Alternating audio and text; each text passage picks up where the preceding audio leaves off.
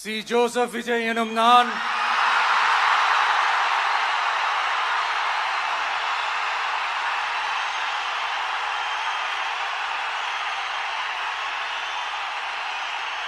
சட்டப்படி அமைக்கப்பெற்ற இந்திய அரசியல் அமைப்பின்பால் உண்மையான நம்பிக்கையும் மாறா பற்றும் கொண்டிருப்பேன் என்றும்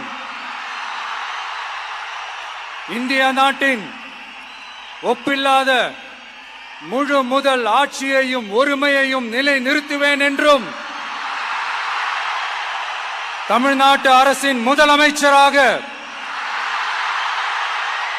உண்மையாகவும் உளச்சான்றின்படியும் என் கடமைகளை நிறைவேற்றுவேன் என்றும் அரசியல் அமைப்பிற்கும் சட்டத்திற்கும் இணங்க அச்சமும் ஒருதலை சார்பும் இன்றி விருப்பு வெறுப்பை விலக்கி பலதரப்பட்ட மக்கள் அனைவருக்கும் நேர்மையானதை செய்வேன் என்றும் ஆண்டவன் மீது ஆணையிட்டு உறுதிமொழிகிறேன்.